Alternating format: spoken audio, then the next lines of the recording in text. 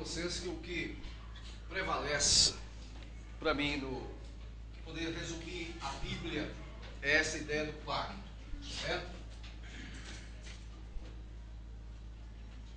O que é pacto? Pacto, aliança. O que é uma aliança? Elo de vida e amor entre Deus e nós, elo de vida e amor entre as partes. Pacto, então, é a melhor palavra, pacto.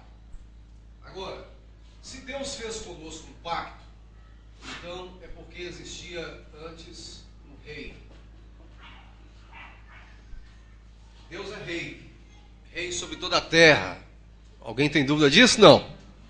Tudo bem. Deus é o rei sobre toda a terra. Ele estabeleceu um pacto conosco. Esse pacto, ele colocou a pessoa do mediador para estar conosco nesse relacionamento pactual. Se Deus é rei e ele fez conosco um pacto, todo rei tem um reino. Todo rei tem um reino. Deus é rei sobre toda a terra. O Salmo 99 diz que reina o Senhor, ponto final.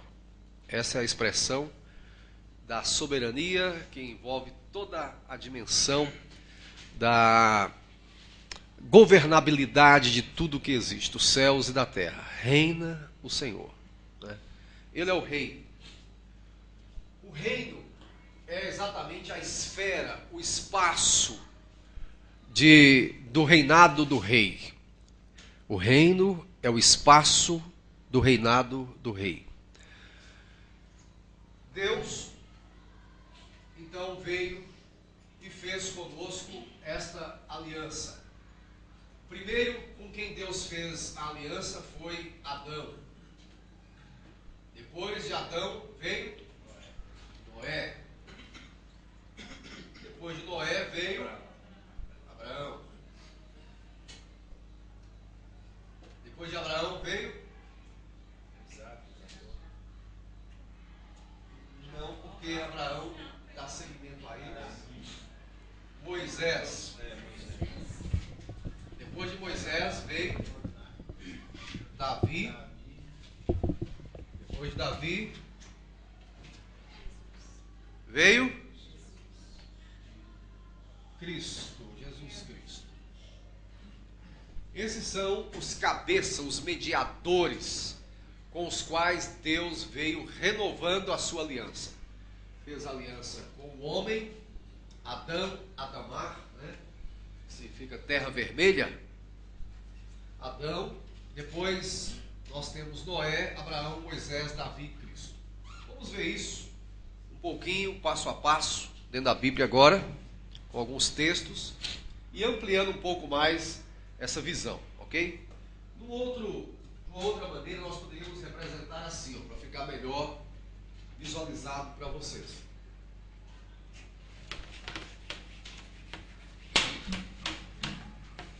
Vamos visualizar melhor isso aqui.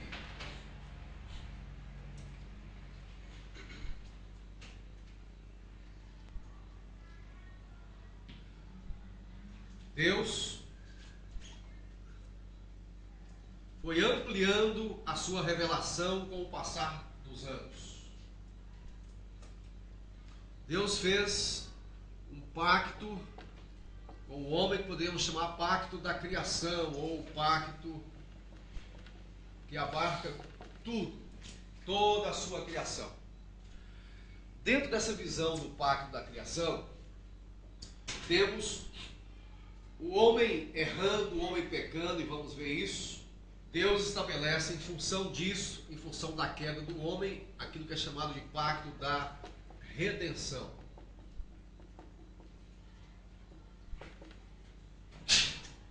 Deus vem para redimir o homem, para resgatar o homem, para restaurar o homem. Deus vem para religar o homem, daí a palavra religião. Religare. Bom, Deus então revelou-se ao homem. Deus então revelou-se ao homem. que significa a palavra revelação? Deus revelou-se ao homem. O que significa a palavra revelação?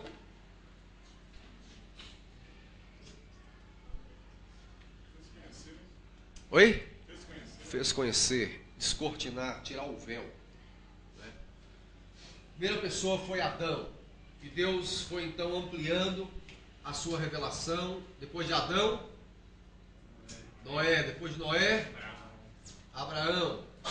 Depois de Abraão, Moisés. Depois de Moisés, Davi. Depois de Davi, Cristo. Certo? Isso aqui, considera isso aqui como o crescente da revelação. Em cada tempo Deus foi mostrando cada vez mais, ampliando cada vez mais a sua revelação.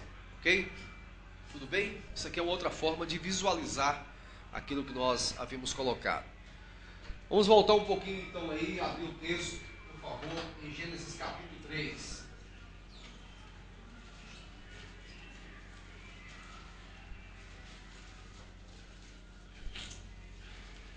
Gênesis capítulo 3. Antes disso, vamos ler aqui o capítulo 2.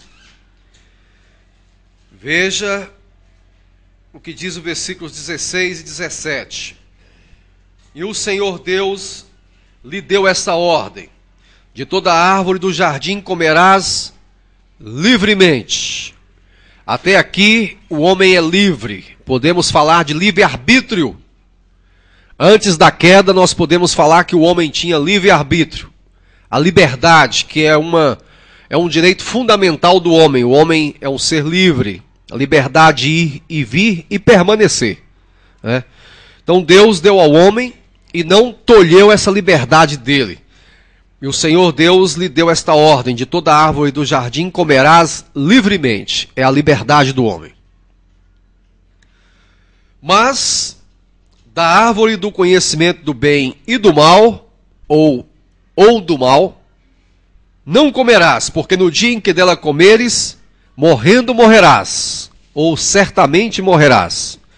Deus havia dado essa ordem expressa para o homem. O homem foi criado de forma livre, o homem foi criado com livre-arbítrio, tinha liberdade de arbitrar, tinha liberdade de decidir. Deus não criou um robô, Deus não criou uma máquina, Deus criou gente. Gente com possibilidade de cair, gente com possibilidade de ir contra a sua própria natureza. Isso significa livre-arbítrio, de arbitrar. Deus deu ao homem aquilo que ele não deu a ele mesmo. Existem coisas que Deus não pode fazer, vocês concordam? Existem coisas que Deus não pode fazer? O que, por exemplo?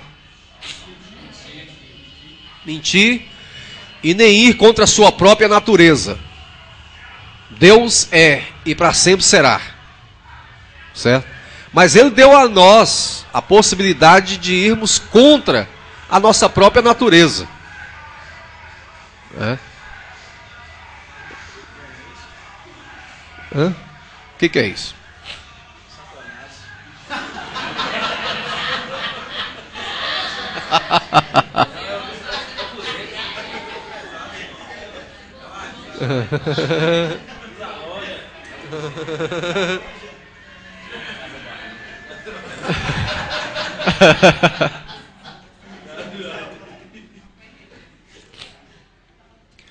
Deus deu ao homem aquilo que Ele não nos deu. Deu a capacidade de irmos contra a nossa própria natureza, de errarmos, até mesmo pecar. E Deus deu a ele o poder de governar, de estar acima de todos os animais, mas ele não poderia nunca pensar que ele seria Deus, porque acima dele Deus estava. Deus deu abaixo dele os animais, mas o homem nunca poderia achar que poderia ser Deus, certo? Jamais. Todavia, aqui quando se coloca a árvore do conhecimento do bem e do mal, é exatamente para poder demarcar os limites do homem. Dizer, você tem limites. Não vai contra aquilo que eu estou dizendo, porque eu sou o Senhor, e para que fique estabelecido que eu continuo sendo Deus, você continua sendo humano, continua sendo gente. Não coma, porque no dia que comer, aí você vai querer ser Deus. Ok? Tudo bem?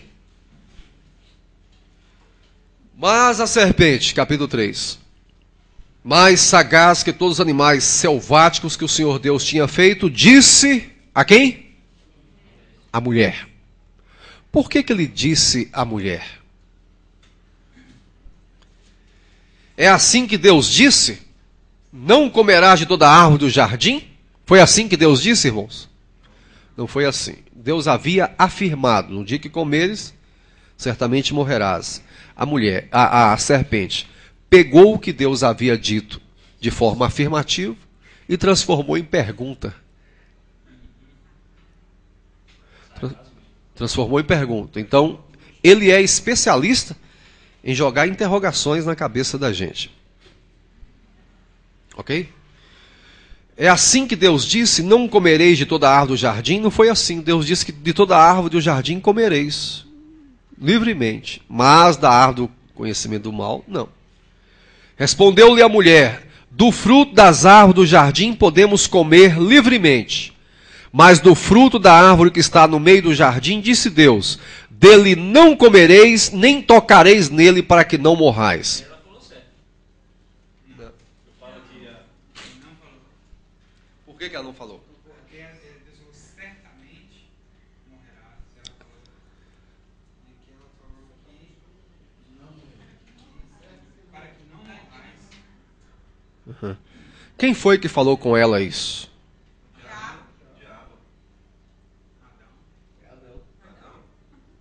Com quem que Deus havia feito o pacto? Adão. Eva não estava ainda. Não é isso? Eu estou lendo o capítulo 2, eu li o capítulo 2, versículo 16 e 17. Onde é que Deus vai, a partir do versículo 18, que Deus vai dizer, não é bom que o homem esteja só. Até então, no pacto com o homem, só Adão que havia ouvido. O que seria esse pacto? As cláusulas desse pacto, as implicações desse pacto, todas as ordenanças em relação a esse pacto, só Adão tinha ouvido. Quem foi que falou com Eva? Adão. Mulher, vem aqui. Esposa, deixa eu te falar uma coisa. Deixa eu te falar uma coisa. Você tem toda a liberdade. Nós temos toda a liberdade aqui nesse jardim. Pelo amor de Deus. Você não vai lá perto do local do perigo, não. Você nem ronda por lá, porque a coisa pode ser complicada para o nosso lado. Vai se complicar para o nosso lado. É tanto que eu penso que foi Adão que falou com Eva isso aqui, ó. Dele não comereis, nem tocareis nele. Deus não havia dito negócio de tocar, não. Deus não havia dito que não podia tocar. Eu acho que ela está acrescentando que mulher tem essa propriedade, às vezes, de exagerar as coisas. Então, ó, nem toca, pelo amor de Deus, né? Ela sabia, ela estava esclarecida em relação ao perigo que corriam. Ela não era inocente, era? Tudo bem. Então a serpente disse à mulher, é certo que não morrereis. Ela está conversando com a serpente. A mulher está conversando com o diabo. E puxou a conversa com ela. Por que puxou a conversa com ela? Porque ela era a parte mais frágil nesse relacionamento e era exatamente a que não tinha ouvido diretamente de Deus. Ouviu, quem sabe, do homem. E disse, esse marido exagera em tudo? Não é bem assim, não. Que homem é esse? Como é que é, Joyce? É. Essa é boa. Ele espiritualiza tudo? é bem assim? Será que esse Deus vai punir mesmo? Não tem nada não. A serpente está gostando, está conversando com a mulher. E a serpente agora joga para ela e diz assim: porque Deus sabe que no dia em que dele comerdes, se vos abrirão os olhos, e como Deus sereis conhecedores do bem e do mal. Aqui está a proposta do diabo, porque foi exatamente o que provocou a sua queda pré-cósmica, que não sabemos quando. Ele quis inocular na mulher exatamente o veneno pelo qual ele havia morrido antes, na eternidade, não sei onde, quando, não sei, a Bíblia não fala. Se você falar assim, mas e o capítulo 14 de Isaías e o 35 de Ezequiel, não está falando do diabo lá não. Nós interpretamos como sendo, porque porque o texto é muito forte para poder ser apenas rei da Babilônia e tal, e de Tiro. Mas o texto que nós temos é apenas esse aí, mas Apocalipse diz que quando ele caiu, ele arrastou uma terça parte dos anjos com ele. Então ele caiu num determinado momento da história, que nós não sabemos quando. O diabo caiu, e lá tudo indica que ele quis ser como Deus. Agora ele vem e faz a proposta para a mulher. Por quê? Porque ele estava enciumado por Deus ter criado um casal como seus vice-regentes. Deus criou uma família real e colocou no jardim do Éden para que pudessem espelhar a sua realeza. Deus deu ao homem a capacidade de dar nome aos animais. Isso significa autoridade. Dar nome aos animais significa autoridade. Dar nome é autoridade. Então, dominar sobre tudo, ser imagem e semelhança, fazer com que os animais estivessem respeitando Adão e Eva. Tudo isso é reflexo da imagem e semelhança de Deus através da humanidade, Adão e Eva. O diabo estava vendo tudo isso e ficou enciumado, porque na verdade o que ele queria era ser o representante legal de Deus, ou ser como Deus. E aí então Deus cria Adão e Eva, a sua imagem e semelhança. Ele diz: mas eu que sou. E aí então começa a luta, aquilo que é chamado de a antítese da história, que é exatamente o homem, o diabo, querer o lugar de Deus. Mas ele não consegue, ele vem para destronar Adão e Eva e assumir o lugar dele. E isso na cabeça de Satanás foi até os dias de Jesus, porque até com Jesus ele diz: tudo isso te darei se prostrado me adorares. Que dia que o diabo teve alguma coisa? Vai dar o quê? Entendeu? Bom, mas aqui nesse texto, o diabo está convidando ao homem a divinizar-se e a humanizar Deus. E aqui o diabo está convidando ao homem a ser autônomo. O que significa autonomia? Autonomos. Autonomos. Autonomos. Nomos é lei. Ou a lei de si mesmo. Seja a lei de si mesmo. Certo? Então, olha a proposta do diabo. Que isso? Podem comer sim, porque no dia em que dele comerdes, vocês vão ter os olhos abertos, porque até então, agora, os seus olhos são vendados. Vocês não estão enxergando a beleza que é o mal. Né? Em outras palavras, ele está pensando assim. Vocês só enxergam um lado, só sabem o que é bom, mas não sabem o que é o outro lado. Afinal de contas, como é que você vai poder dar testemunho ou testemunho depois na igreja para poder dizer o que é mal se você nunca experimentou o mal? Não tem essa mentalidade? Quanto mais os casos escabrosos, mais ajunta gente para poder ouvir os testemunhos? Testemunhos, né, irmão? Ok. Então, se vos abrirão os olhos, e como Deus, olha que pretensão, que arrogância, sereis conhecedores do bem e do mal. Aí, vendo... Oi? Exatamente.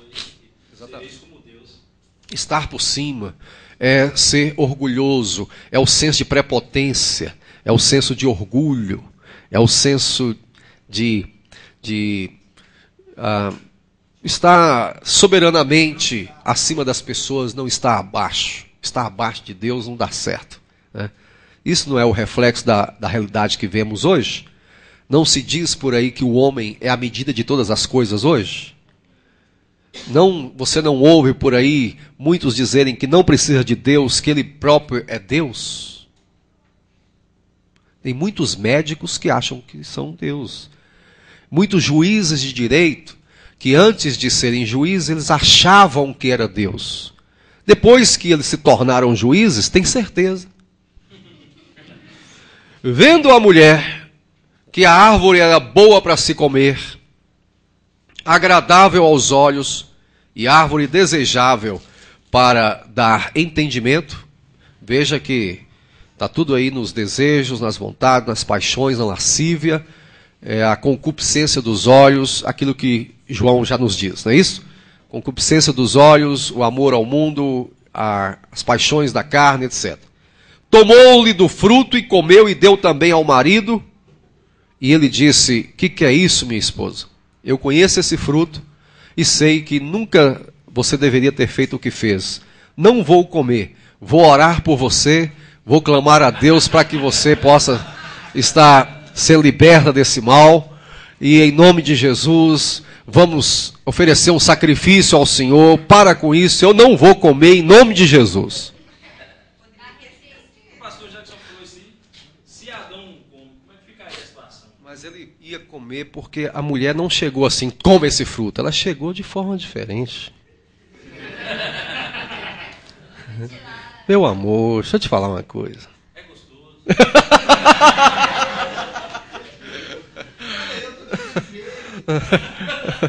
Mas eu acho que, a sua pergunta, eu entendi. Se não tivesse comido, teria tido um outro destino aí. Mas só que não vamos...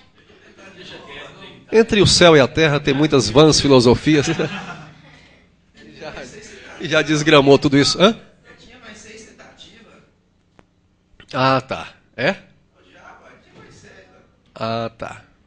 Ele não para, né? Tá certo. Então, percebam que Adão, ele também come. Foi conivente com o erro. E Deus, então, está observando tudo isso. Ele está sendo conivente, não deveria ter sido, deveria ter falado para ela, deveria ter alertado, deveria ter ido por um caminho que eu acabei de dizer. Mas só que ele come também. Mas ele comeu não sendo inocente. Paulo diz isso a Timóteo, que ele comeu não sendo inocente. Certo? Mas o fato é que ele come juntamente com ela nessa parceria. E diz o texto que abriram-se então os olhos de ambos. Naquele exato momento, realmente, os olhos se abrem. Mas se abrem para ver o mal. Os olhos se abrem e, percebendo que estavam nus, coseram folhas de figueira e fizeram cintas para si. É o caminho das boas obras, é o caminho do nós resolvemos, vamos colocar panos quentes sobre essa questão, vamos resolver do nosso jeito. O homem vai fazer folhas de figueira, algo temporal que é para exatamente cobrir as partes viris, né? Para exatamente percebendo que foi afetado a fonte da vida. Eles coseram folhas de figueira, porque perceberam que estavam nus, pelo fato de perceberem que exatamente a fonte da vida havia sido manchada. Daí, então, o desregramento sexual que nós vivemos hoje. Está aqui. Quando ouviram a voz do Senhor Deus, que andava no jardim pela viração do dia, esconderam-se da presença do Senhor Deus. Temos aqui um homem desequilibrado, desfragmentado. Temos aqui o início de todas as patologias emocionais, psíquicas do homem. Porque agora o homem, ao invés de ser amigo de Deus, é um homem totalmente amedrontado da presença de Deus, quer se esconder. porque a sua consciência está culpada.